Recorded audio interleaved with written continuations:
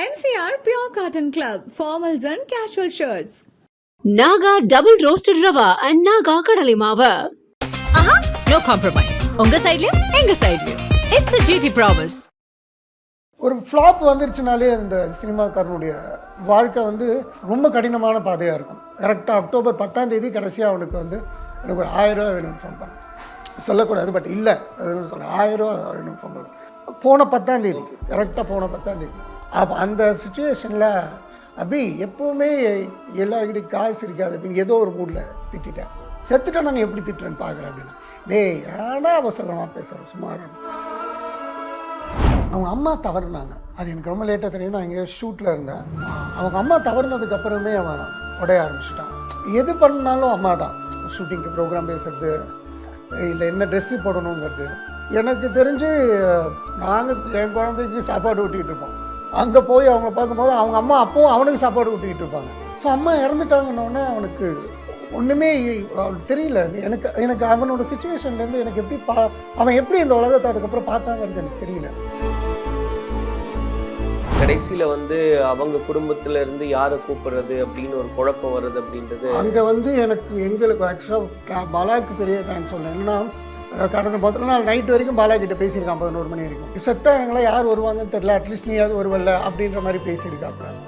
சாவை இப்படி தான் எடுக்கணும்னு சொன்னது. அதுக்காகவே பாலா வந்து அந்த எல்லாத்தையுமே பார்த்து பண்ணாப்புல. ஆனால் அந்த இடத்துல நாங்கள் ஃபேஸ் பண்ணது இருக்கு, அதாவது எப்படியாவது நல்லபடியாக இவன் உடம்ப தகனம் பண்ணிடணும் அப்படிங்கிறது மட்டும்தான் பாலா மைண்டில், என் மைண்டில் அங்கே இருந்த அந்த மைண்டில் ரிலேஷன்ஸாக தகனம் பண்ணதுக்கப்புறம் அஸ்தியை வச்சு என்னென்னா பண்ணுங்கப்பா. அது வரைக்கும் சண்டை போட்டு சச்சரவு வைக்கிறாருங்க.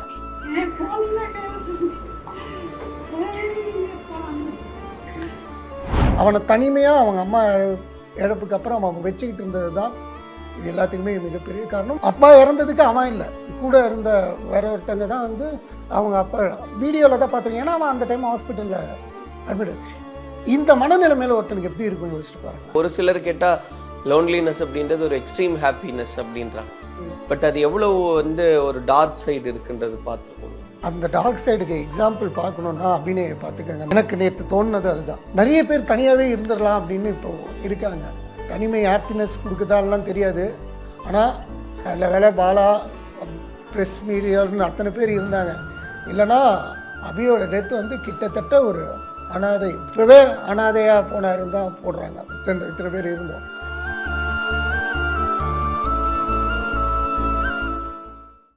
கலாட்டா நேயர்களுக்கு வணக்கம். நான் சரவண ராம்குமார். இன்றைக்கு நம்மோடு டப்பிங் ஆர்டிஸ்ட் கீர்த்திவாசன் அவர்கள் இணைஞ்சிருக்காரு. அவர்கிட்ட தான் பேசுறதா இருக்கும், பேசலாம். சார் வணக்கம். மறைந்த நடிகர் அபிநய், அவருடைய அந்த ஜேர்னி அப்படின்றதெல்லாம் இடையில அவருடைய ஸ்ட்ரகிள்ஸ் அதெல்லாம் பார்க்க முடிஞ்சது. அவருடைய அந்த இறுதி நிகழ்ச்சியில் நீங்களும் பங்கெடுத்திருந்தீங்க அப்படின்றதெல்லாம் பார்த்துருந்தோம். உங்களுக்கு எவ்வளவு ஆண்டு காலமாக அவர் தெரிஞ்சிருந்தார்? ஏன்னா அவருடைய வாழ்க்கையே வந்து ஒரு மாதிரி ஒரு ரொம்பவே ட்ராஜடியான ஒரு லைஃபாக அது மாறி இருந்ததுன்றது பார்க்கணும். உங்களுக்கு எப்போ இருந்து தெரியும்? எனக்கு 2000 ஜங்ஷன் ஒரு படம் ரிலீஸ் ஆச்சு, அந்த துளுவதவியில் மேக்கப் படம். அதில் அபி நடிச்சிருந்தாரு. நான் என் தம்பி, அதுதான் எங்களுக்கும் ஃபஸ்ட்டு படம் நடிக்கணுன்றதுல. அதில் ஃப்ரெண்ட் கேரக்டராக நடிக்கிறது அந்த ஒரு படம் தான் நான் நடித்தேன், ஜங்ஷன். ஓகே, அதில் ஒன்று தான் நடித்தேன். அப்போது பழக்கம். ஆனால் அந்த ஷூட்டிங் டைமில் பழகி அப்படியே டப்பிங் முடிஞ்சு அது அப்படியே ஒரு ஃபேமிலி ஃப்ரெண்ட்ஷிப்பாக ட்ராவல் ஆக ஆரம்பிச்சது. பேசுவோம், புழுவோம். கொரோனாவுக்கு முன்னாடி வரைக்கும் அது எல்லாமே நல்லா போயிட்டு இருந்தது. பட் அவங்க அம்மா தவறுனாங்க. அது எனக்கு ரொம்ப லேட்டாக தெரியும். நான் இங்கே ஷூட்டில் இருந்தேன். அவங்க அம்மா தவறுனதுக்கப்புறமே அவன் உடைய ஆரம்பிச்சிட்டான். என்னன்னா லைக் இந்த அம்மா பிள்ளைன்னு சொல்கிற மாதிரி எது பண்ணாலும் அம்மா தான். ஷூட்டிங்க்கு ப்ரோக்ராம் பேசுறது, இல்லை என்ன ட்ரெஸ்ஸு போடணுங்கிறது, என்ன சாப்பிடணுங்கிறது. அந்த சாப்பாடெல்லாம் நான் வந்து எனக்கு தெரிஞ்சு நான் சொல்கிறது அந்த 2004 2005 எனக்கு குழந்தை பிறந்துலாம் நாங்கள் என் குழந்தைக்கு சாப்பாடு ஊட்டிகிட்டு இருப்போம். அங்கே போய் அவங்கள பார்க்கும்போது அவங்க அம்மா அப்பவும் அவனுக்கு சாப்பாடு ஊட்டிக்கிட்டு இருப்பாங்க. ஸோ எனக்கு அந்த சாப்பிட்றது கூட நான் எடுத்து அவனா போட்டு அவனா சாப்பிட்றது, அவங்க அம்மா ஊட்டி விட்டால் சாப்பாடு நல்லா இருக்கும். அதுதான் அவனோட மைண்ட் செட். ஸோ அம்மா இறந்துட்டாங்கன்னொன்னே அவனுக்கு ஒன்றுமே தெரியல. எனக்கு அவனோட சுச்சுவேஷன்லேருந்து எனக்கு எப்படி அவன் எப்படி இந்த உலகத்தை அதுக்கப்புறம் பார்த்தாங்கிறது எனக்கு தெரியல. அதுக்கப்புறம் நாங்கள் பேசுகிறதுலே நிறைய கேப்ஸ். எல்லாரும் பிஸியான உலகத்தில் அவன் வேலையை தேடி போடுற மாதிரி இருந்துகிட்டு இருக்கான். அந்த ஒரு ஃப்ளாப் வந்துருச்சுனாலே அந்த சினிமாக்காரனுடைய வாழ்க்கை வந்து அது ரொம்ப கடினமான பாதையாக இருக்கும். அதை கடக்கிறதுக்கு ரொம்ப கஷ்டமான பாதையாக இருக்கும். அதில் எங்கேயோ தயவு ஆரம்பிச்சா அதுக்கப்புறம் இப்போ சில ஒரு 4-5 மாதமாக இந்த விஷயம் தெரிஞ்சதுக்கப்புறம் பேசிக்கிட்டு இருந்தேன்.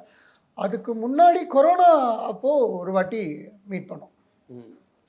அப்போ என் தம்பி மது என்கிட்ட கூட கேட்க மாட்டான். ஏதாவது வேணும்னா மது திடீர்னு ஒரு ஷூட்டரா காஸ்ட்யூம் வாங்கணுண்டா அப்படின்னா மதுக்கிட்ட கேட்பேன். மது நானும் ஷேர் பண்ணி கேஷ் கொடுத்துருவோம்.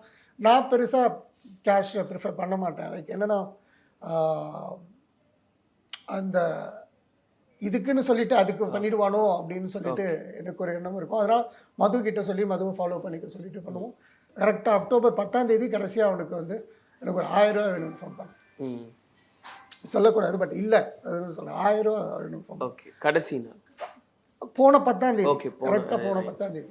அதான் அவன் சாகிறதுக்கு ஒரு நாள் முன்னாடி போகணும். கரெக்டாக ஒரு மாதம். அது அங்கே போய் எதுக்கோ ஏதாவது அனுப்பணுமா அவன் ஃபோனுக்குன்னு தேடுறதுக்கு ஜிபேயில் பண்ணும்போது தெரிஞ்சுது. அப்போ அந்த சுச்சுவேஷனில் அபி எப்போவுமே எல்லாருக்கிட்டையும் காசு இருக்காது அப்படின்னு ஏதோ ஒரு மூடில் திட்டேன். ஏன்டா கோவப்படுற அப்படின்ட்டு. எனக்கு கோவப்படலடா, நான் வேற ஒரு டென்ஷனில் இருக்கேன். நான் கோவப்படலடா, நீ பண்ணுறேன், நீ ஃபோன் பண்ண. அவன் கேட்ட தோரணை எனக்கு வேறு மாதிரி இருந்தது. அந்த இந்த எனக்கு இருக்கிற ஒரு பெரிய ப்ராப்ளம் என்னென்னா மாடுலேஷன்ஸ் வந்து சரியாக பேசலைன்னா வேலையில் கோவப்படுற மாதிரி நார்மல் லைஃப்லேயே ஒய்ஃபு பேசணும். இந்த சண்டை எதுக்குன்னா நீ கேட்ட மாடுலேஷன் சரியில்லையேன்னு தான் சண்டை வரும் ஒய்ஃபுக்கு. நான் சாப்பிட்றியா அப்படின்னு கேட்டேன், சாப்பிட்றியா மாடுலேஷன் சரி அப்படி அந்த ஒரு இதில் ஜம்ப் பண்ணோன்னா ஒய்ஃப் வந்து டப்புன்னு ஃபோன் அப்படிங்கிட்டான். ஃபேமிலிக்கிட்டையும் ஒய்ஃப் கிட்டே நான் கோமா என்ன கோமா நீ ஏன் டென்ஷன் ஆகிறேன் ஒரு நிமிஷம் அவன் நம்பருக்கு ஏன் பண்ணுறேன், நீ எனக்கு பண்ண வேண்டியதானே அவன் சென்ட் பண்ணிட்டு அதுக்கப்புறம் சொன்னான் என்ன அவங்ககிட்ட கோவத்தில் பேசிட்டேன் சாரி அப்படின்னோடனே அவன் ஃபோன் பண்ணான். வந்துருச்சு, சரிடா ஓகேடா சாரிடா அதெல்லாம் பரவாயில்ல, செத்துட்டா நீ எப்படி திட்டுறேன்னு பார்க்குறேன் அப்படின்னா ஏன்னா அவசரமாக பேசுகிறேன் சுமார்.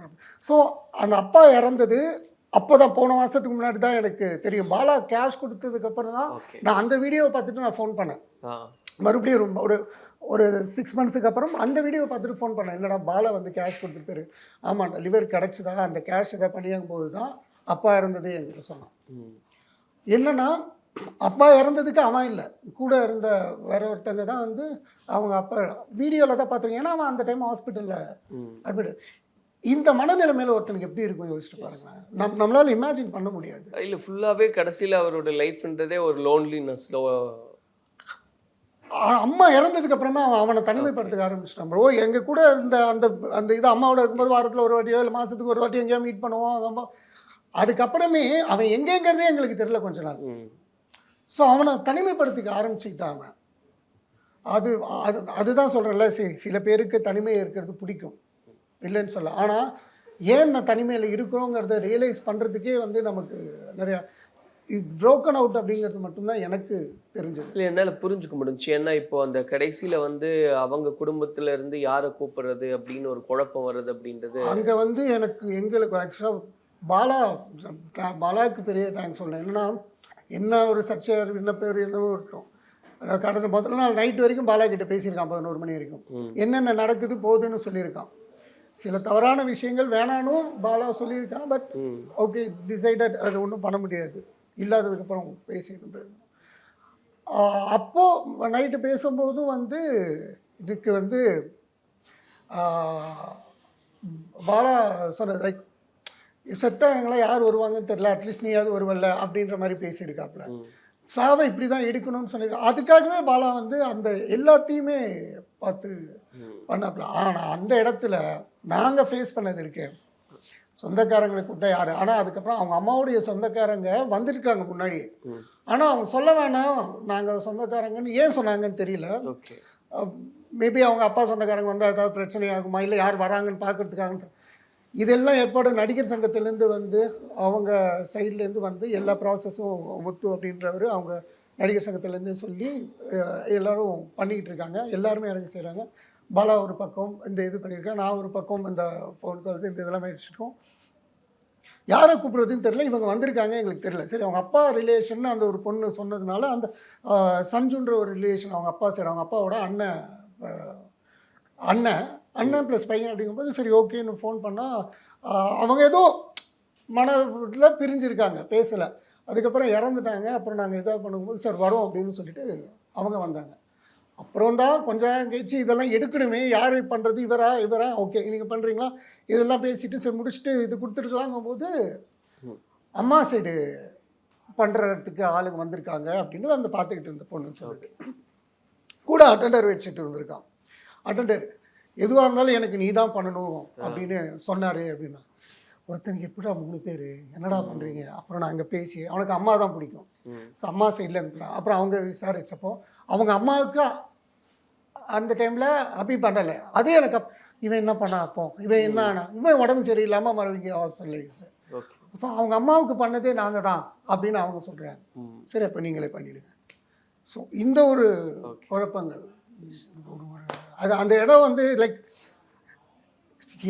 அதாவது எப்படியாவது நல்லபடியாக இவன் உடம்பை தகனம் பண்ணிடணும் அப்படிங்கிறது மட்டும்தான் பாலா மைண்டில், என் மைண்டில் அங்கே இருந்த அந்த மைண்டில் ரிலேஷன்ஸாக தகனம் பண்ணதுக்கப்புறம் அஸ்தியை வச்சு என்னென்னா பண்ணுங்கப்பா. அது வரைக்கும் சண்டை போட்டு சச்சரவு ஆக்கிடாதீங்க. அந்த மாதிரி ஒரு இது போச்சு. இப்போ இது எல்லாத்துக்கும் முன்னாடி அவர் இடைப்பட்ட நாட்களில் திரும்ப மீடியா முன்னாடி வர ஆரம்பித்தார். கொஞ்சம் உடம்பெல்லாம் அவருக்கு சரியில்லாமல் இருந்ததுன்னப்போ கூட ஒரு பெரிய ஹோப் இருந்தது. நிறைய பேர் அவர் ரெக்கவர் ஆகி வரணும், திரும்ப வரணும் அப்படின்லாம் பேசினப்போ அந்த பாலாவோட ஆடியோ ஃபங்க்ஷனுக்கு அவனே போயிருக்கான். அது பாலாவுக்கு அவ்வளோ சந்தோஷமாக இருந்தது. அதுக்கப்புறம் வந்துட்டானதுக்கப்புறம் அவனுடைய ஒரு படம் மறுபடியும் அதை ரிலீஸ்க்கு கொண்டு வராங்க. அதில் போகிறான் நான் எனக்கு அந்த படத்தோட இதை அனுப்பிச்சு சாங் அனுப்பிடான், நீ பார்க்க மாட்ட பிஸியில் எனக்காக பார்த்துட்டு எப்படி இருக்குன்னு சொல்லு அப்படின்னா கட் பண்ணு அப்படின்ட்டு கட் பண்ணிட்டு அன்றைக்கி நான் ஷூட்டில் இருந்தேன்னு எனக்கு ஏதோ ஒரு ஷூட்டில் ஒரு 2 நிமிஷம் நிறுத்துங்கன்னு ஷூட்டை நிப்பாட்டிட்டு ஃபுல்லாக அந்த சாங் பார்த்துட்டு வச்சா நல்லா இருந்தது. நீ அதே இது பிரிக்கிறது அந்த பாசிட்டிவ்னஸோடையே இரு, சூப்பராக இருந்தது மச்சான், தேங்க்ஸ்ரா, எல்லாமே ஓகே இல்லடா, ஏதாவது மைனஸ்ங்கிறதே விட இப்போ உனக்கு எல்லாமே ப்ளஸ்ஸாக தான் இருக்கணும், ஸோ மைனஸை பற்றி யோசிக்காத அப்படின்னா தேங்க்ஸ் மச்சான் அப்படின்னா வந்துக்கிட்டு தான் இருந்தான். ஆனால் மறுபடியும் உள்ளுக்குள்ளே அந்த தனிமையில் எங்கேயோ உடஞ்சிட்டான். இல்லை இந்த ஜேர்னியே ஏன்னா பாலா என்கிட்ட சொன்னான். பாலா கிட்ட பேசும்போது ஆனால் திடீர்னு ஒரு 2-3 நாளைக்கு முன்னாடி இன்னொருத்தனை கஷ்டப்படுத்தி இன்னொருத்தனை சாவடித்து அவனோட லிவரை வச்சு நான் வாழணும்னு அவசியம் இல்லை, நான் அப்படி ஒரு பொழப்பு தேவையில்லை, நான் செத்துருவேன்னு நினைக்கிறேன் அப்படின்னு சொல்லியிருக்கிறதா பாலா கிட்ட இந்த மாதிரி அவன் கில்ட்டியாக ஃபீல் பண்ணி பேசினதா பாலா என்கிட்ட சொன்னாப்ல. ஓகே. ஆனால் இவரோட அந்த ஸ்டார்டிங் பாயிண்ட் அப்படின்னு பார்க்கும்போது ஈவன் அந்த துள்ளுவதோ இளமையாக இருக்கட்டும், இல்லை நீங்கள் சொன்ன மாதிரி ஜங்ஷன் ஒரு பெரிய ஒரு பெரிய ஜேர்னி இருக்க போகுது. என்ன ஆட் ஃபிலிமெல்லாம் இப்போ பண்ணார், லுக் வைஸும் சரி, என்ன ரெண்டையும் கம்பேர் பண்ணி பார்க்கும்போது அவரா இவர் அப்படின்ற அளவுக்கு திரும்ப எல்லாருமே ஃபீல் பண்ணது காரணம் அப்படி இருந்த ஒருத்தரா இப்படின்னு. அப்போ பிகினிங்கில் எவ்வளோ ஸ்போர்ட்டிவாக இருந்தார், அம்மா இழப்புக்கு முன்னாடி எப்படி இருந்தார், ஏன்னா அந்த டைமில் நீங்கள் கூட இருந்தீங்க இல்லை? அதான் சொல்கிறேனே, அந்த 3 ரோசஸ் ஆட்ஸ்லாம் பார்த்தீங்கன்னா அவ்வளோ இதாக இருக்கும். அந்த டைமில் கொஞ்சம் அம்மா உடஞ்ச டைம்லேயே வந்து அவனுக்கு நிறைய பாம்பே ஆட்ஸு சீரியல்ஸுக்கெல்லாம் நிறைய ஆஃபர் வந்தது, பட் எடுக்கலாம் அதை. இல்லை அப்போ ஃப்ரெண்ட் சர்க்கிள் யாருமே கைட் பண்ணுற கூட இல்லையா, இல்லை அவரே அதை தனிமைப்படுத்தி அம்மா சொன்னதை தவிர அவன் எதையுமே கேட்க மாட்டாங்க. ஓகே. ஃப்ரெண்ட்ஸுங்கிறது அவனுக்கு எத்தனை பேர் எனக்கு தெரியல. நான் மது பாலா இப்போது இந்த உதவி பண்ணதுக்கப்புறம் பாலா கிட்ட கண்டினியூஸாக பேசிகிட்டு இருந்திருக்கான். அண்டு அந்த டெத்தில் ரமேஷ்னு சொல்லிட்டு அந்த ஜங்ஷனில் நடித்த இந்த துள்ளுவதோ இளமையிலையும் நடித்த ரமேஷ் அவரும் வந்து இருந்தார். பேசுவான்டா, அப்பப்போ பேசுவான், அவ்வளோதான். அவனுக்கு ஃப்ரெண்ட்ஸு பெருசாக வந்து பார்ட்டி ஃப்ரெண்ட்ஸ் எல்லாம் வந்து கண்டினியூஸாக லைஃப்பில் வரமாட்டாங்க. அந்த ஃப்ரெண்ட்ஷிப்புங்கிறது இப்போ வந்து பிரிச்சிருக்காங்க, பார்ட்டி ஃப்ரெண்ட்ஸ், கிளாஸ்மேட்டுன்னு பிரிச்சிருக்காங்க. அந்த மாதிரி அவனுக்கு பெருசாக ஃப்ரெண்ட்ஷிப் இல்லை. அவனை தனிமையாக அவங்க அம்மா இழப்புக்கு அப்புறம் அவன் வச்சுக்கிட்டு இருந்தது தான் இது எல்லாத்துக்குமே மிகப்பெரிய காரணம். அண்ட் அஃப்கோர்ஸ் ஹேபிட், லிவர் வச்சுன்னா அதுதான் சொல்லிட்டாங்களே, ஆல்கஹாலால் லிவர் போடுறது அப்படின்னு சொல்லிட்டாங்க. ஒரு கட்டத்துக்கு மேலே வந்து எல்லாரையும் டிபெண்ட் பண்ணி இருக்கமோ அப்படின்ற ஒரு ஸ்ட்ரெஸ்குள்ளேயும் அவர் இருந்தார் வந்திருக்கோம். லைக் தனுஷ் சார் வந்து ஹெல்ப் பண்ணார் அப்படின்னு சொல்லும்போது எனக்கு இம்பாக்டில் நிறைய வந்து ஹெல்ப் பண்ணாங்க. சரிடா செலவு பண்ணிடாது வச்சுக்கடா அப்படின்னா ஓகே. அண்ட் ஒரு சுச்சுவேஷனில் அதான் சொல்கிறேன்ல, அதாவது அவனை அந்த ஹாஸ்பிட்டல்லேருந்து 6 months முன்னாடி இருக்கும்போதே வெரி கிரிட்டிக்கல் ரேஞ்சில் தான் அனுப்பியிருக்காங்க. அண்ட் எந்த ஹாஸ்பிட்டல்னு தெரியல, நேற்று தான் தெரியும் அந்த லிவர் அவனுக்கு கிடச்சிருச்சான். ஓகே. நான் சொல்கிறது டிசம்பரில் என்னமோ லிவர் கிடச்சிருச்சான். ஆனால் வித்தின் 1 hour 1 lakh கட்டணும் அப்படின்னு சொல்லியிருக்காங்க. ஓகே. 1 hourக்குள்ளே 1 hour 3 hours-க்குள்ளே 1 lakh கட்டணும், இம்மீடியட்டாக அட்மிட் ஆகணும் அப்படின்ற மாதிரி சொல்லியிருக்காங்க. பெட்டெல்லாம் இதான். அப்போது வேறு அந்த அந்த ஒரு பொண்ணு பேர் ஞாபகம், அவங்க ஃப்ரெண்ட்ஸு அவங்க கூட அவன் யார் யார் கூட ஃப்ரெண்டாக இருந்தாங்கிறது லாஸ்ட் 1 year வந்து எங்களுக்கு ஒரு ஒரு ஒரு பார்வையிலே படாத விஷயமா இருக்குது. நீங்கள் நான் ஒரு ஃப்ரெண்டு சார், ஒரு 2 hours ட்ராவல் பண்ணேன். ஓகே. எனக்கு மது கீர்த்தின்ற பேர் அப்பப்போ சொல்லுவார் சார். சரி ஓகேம்மா, இப்படி தான் போச்சு. அவர் லாஸ்ட் 2 years அவனோட லைஃப் எங்களுக்கு ஒரு மிஸ்ட்ரி தான். ஓகே. கொரோனாக்கு அப்புறமே. பட் ஃபைனலாக இப்போ அந்த லோன்லினஸ் அப்படின்றது அது எவ்வளோ பெரிய விஷயமா இருக்குது? ஏன்னா நம்ம எல்லாம் பார்க்குறோம், ரியலைஸ் பண்ணுறோம். ஒரு சிலர் கேட்டால் லோன்லினஸ் அப்படின்றது ஒரு எக்ஸ்ட்ரீம் ஹாப்பினஸ் அப்படின்றாங்க. பட் அது எவ்வளோ வந்து ஒரு டார்க் சைடு இருக்குன்றது பார்த்துருக்கோம். அந்த டார்க் சைடுக்கு எக்ஸாம்பிள் பார்க்கணுன்னா அபிநயை பார்த்துக்கங்கன்னு தான் நான் இப்போது எனக்கு நேற்று தோணுனது அதுதான். நம்ம எல்லாருமே ஒரு வீம்பில் சொல்கிறோம், யாரும் தேவையில்லை, நான் பார்த்துக்கிறேன், இன்க்ளூடிங் நான் என்னையே சொல்கிறேன். ஒரு வாட்டி கீழே விழுந்துட்டேன், காலில் அடிபட்டுருக்கு, போனோம். நமக்கு அந்த அடிபட்டு வழியில் போகும்போது ஒருத்தவங்க ஹெல்ப் பண்ணும்போது அவங்க அட்வைஸ் பண்ணுவாங்க. நமக்கு அந்த நேரத்தில் எரிச்சலாக இருக்கும். ஏய் பா நான் பார்த்துக்கிறேன் அப்படின்ட்டு போயிடுவோம். ஆனால் இல்லாத போது தான் அந்த கஷ்டம் தெரியும். தனிமை வந்து நிறைய பேர் தனியாகவே இருந்துடலாம் அப்படின்னு இப்போ இருக்காங்க. இல்லை, தனிமை ஹாப்பினஸ் கொடுக்குதான்லாம் தெரியாது. ஆனால் நல்ல வேலை பாலா ப்ரெஸ் மீடியான்னு அத்தனை பேர் இருந்தாங்க. இல்லைனா அபியோட டெத் வந்து கிட்டத்தட்ட ஒரு அனாதை, இப்போவே அனாதையாக போனாருன்னு தான் போடுறாங்க. இத்தனை பேர் இருந்தோம். இல்லைனா யார் தூக்குறது யார் போகிறதுன்னு ஒரு ஒரு மோசமான ஒரு சாவாக இருக்கும். ஸோ தனிமை மட்டும் வேண்டாம். இருக்கலாம், கொஞ்ச நாள் தனிமை இருக்கலாம், ஒரு விஷயத்துக்காக, ஒரு யோசிக்கிறதுக்காக ஒரு தனிமை இருக்கலாம். லைஃப் ஃபுல்லாக தனிமைங்கிறது இல்லை, அப்படி இருக்காங்க இல்லையா? ஆண்களும் சரி பெண்களும் சரி சொசைட்டியில் இல்லை நான் தனியாக இருந்துக்கிறேன்ற பேர்லாம் நிறைய பேர் பேசி நான் கேள்விப்பட்டேன். ஸோ அப்போது எவ்வளோ தேவை ஒரு பார்ட்னர் அப்படின்றது லைஃப்க்கு, அது எல்லாமே. நான் தான் சொல்கிறேன்ல, கல்யாணம் பண்ணிக்கிட்டேன், குழந்தை இருக்குது, ஜாலியான லைஃபு, அப்பப்போ சண்டையும் வருது. சம்டைம்ஸ் அவங்க ஃப்ரீடம் நம்ம பறிச்சிட்டோமே, நம்ம தனியாகவே இருந்திருந்தால் அவங்க ஃப்ரீடம் அவங்களுக்கு இருக்கும், நம்ம ஃப்ரீடம் நமக்கு இருக்கும், நமக்கும் தோணும். ஆனால் ஏதாவது ஒன்று வரும்போது தான் தெரியும் நமக்கு துணை வேணுங்கிறது. இது ஒரு பாயிண்ட் இருக்கும், அந்த பாயிண்டில் தோணும். இல்லைன்னா இதுக்கு சமாளிக்க முடியுமான்னு எனக்கு தெரியல பிரதர், எனக்கு தெரியல சமாளிக்க முடியுமா அப்படிங்கிறது. அப்படி இருக்கிறவங்க இருந்தாங்கன்னா அவங்க இஷ்டம். நிச்சயமா சார். ஏன்னா சொன்ன மாதிரி இப்போ வந்து அபிநய் நம்ம கூட இல்லை, இருந்தாலும் அவருடைய அந்த ஜேர்னின்றதே ஒரு பெரிய லைஃப் லெசனாக மாறி இருக்கு. ஆமாம், நிறைய பேர் ரியலைஸ் பண்ணணும். அண்ட் நான் காலையில் தான் சொன்னேன், குடிக்காதீங்கன்னு நான் சொல்லலை. என் ஃப்ரெண்டு ஃபோன் பண்ணி என்ன அட்வைஸ் எல்லாம் அட்வைஸ் இல்லைடா, அடுத்தது நமக்கு தான் வரும். நீ வேணா பாரு, ஃபோனை கட் பண்ணி நமக்கு பார்த்து உங்கள் கூட இருந்தவன் போயிட்டான், நீங்களும் பார்த்து நமக்கு தான் வரும். ஸோ நம்மளை கரெக்ட் பண்ணிக்கிறது மாதிரி அடுத்தவங்ககிட்டையும் சொல்லி நீ ஏன் சொல்கிறேன் குடிக்காதீங்கன்னு சொல்ல, லிமிட்டாக குடிங்க. அன்லிமிட்டடாக குடிச்சு என்ன பண்ண போகிறோம்? வாழற காலம் நிறைய இருக்குது. அப்படிங்கும்போது கொஞ்சம் கொஞ்சமாக என்ஜாய் பண்ணலாமே, மொத்தத்தையும் எதுக்கு ரிவர்ஸ் பண்ணி ஸ்குவீஸ் பண்ணிக்கிட்டு இது பண்ணிக்கிட்டு. அண்ட் பாலா வந்து இந்த படத்திருப்பு விழா வைக்கணும், அவருக்கு கூப்பிட்டு நிறைய பேருக்கு சாப்பாடு போடணும் அப்படின்னு நினச்சேன். அப்படின்னா அதான் சொன்னேன், அவங்க காரியம் பண்ணுறது அவங்க பண்ணட்டும் பாலா, நீ பண்ணணும்னு நினச்சிட்டாலே நீ பண்ணு அப்படின்னா. ஸோ அந்த அந்த இடத்துல அத்தனை பேர் சாப்பாடு போட்டு பாலா என்ன பண்ண போகிறாரோ, அந்த ஃபோட்டோ இது பண்ண போகிறாரோ, அவன் ஆத்மா சாந்தி அடையணும் அப்படின்னு சொல்லிட்டு நான் வேண்டிக்கிறேன். ஸோ நிச்சயமாக சார், ஏன்னா நிறைய பேர் அதை ரியலைஸ் பண்ணுவாங்க, அவங்க லைஃப்பில் ஏதாவது தவறுகள் இருந்தால் அதை ரியலைஸ் பண்ணுவாங்க அப்படின்னு நம்புகிறோம். ப்ரோ இனிமேல் இல்லை ப்ரோ, சிம்பிள் விஷயம், அட்வைஸ்லாம் இல்லை அது. அதாவது நமக்காக ஒருத்தங்க காசு கொடுக்கலாம், நமக்காக ஒருத்தங்க ஏதாவது பண்ணலாம், ஆனால் நம்ம கஷ்டத்தையும் வலியையும் அவங்க தாங்க முடியாது, நம்ம தான் பார்த்துக்கணும். ஸோ அதுக்கு நம்ம உடம்பை நம்ம பார்த்துக்கணும். நம்ம உடம்பு இருந்தால் தான் நம்மளாலேயே ஏதாவது பண்ண முடியும். ஒரு ஒரு பாத்ரூம் போகிறதுக்கு ஒருத்தவங்களோட உதவி தேவை அப்படிங்கும்போது அந்த டைமில் எப்படி இருக்கும் மைண்டு? நமக்கே சும்மா ஏதாவது ஒன்று அப்படின்னா அவங்கள கூப்பிட்டு பாத்ரூம் எடுக்க சொல்லணுமா, அது நம்ம உடம்ப நம்ம பார்த்துக்கிறது ரொம்ப முக்கியம். ஸோ தயவு செஞ்சு எல்லாரும் உடம்ப பார்த்துக்கங்க. MCR Pure Cotton Club, formals and casual shirts. Naga double roasted rava and Naga கடலை மாவு. ஆஹா, நோ காம்ப்ரமைஸ். உங்க சைடுலயும் எங்க சைடுலயும். It's a GT promise.